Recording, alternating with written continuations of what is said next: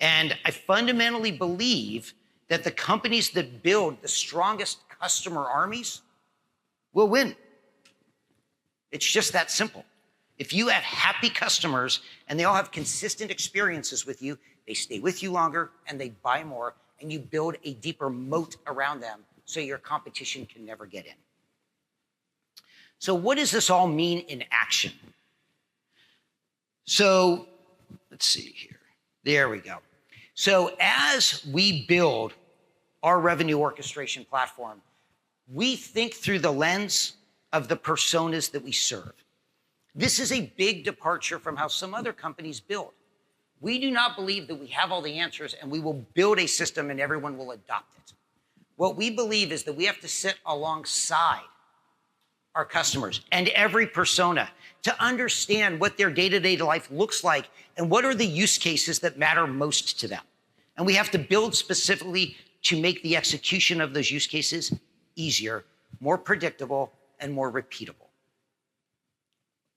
Now, when we deeply understand the persona and the use case, we can actually determine through these signals and insights like we're talking about, actions in the workflow, and we can guide them. So imagine you are in an opportunity now, pre-sales or post-sales, it doesn't matter. And the system tells you of every deal your company has ever done that looked like this, these were the most important actions that were taken to drive the best outcomes. And now you can guide the sellers to these.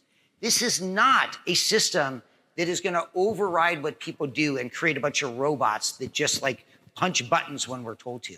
But what this means is it can make this a little bit easier for us by anticipating what those buyers need and being able to take the in-house best practices and the industry best practices that we have learned from doing hundreds of millions of workflows every single year across 6,000 customers. And we can bring all of that power of knowledge to the seller at every single point that they interact with prospects and customers. And if we can do this, we unlock what I think is the holy grail in go-to-market organizations, which is as you scale to hundreds or thousands or tens of thousands of customer-facing employees, how do you get consistency and how do you get repeatability? How do you make sure that it's not just the top 10% of your sales org that hits their number? How can you take that middle cohort that does 70 to 80 to 90%, and how can you bring them above that 100% threshold? Because when you do that, our worlds fundamentally change. The opacity that comes from all of the spend we allocate to go-to-market organizations, we now understand the return that we can get. And now we can be much more efficient with our capital, and we can scale a lot faster.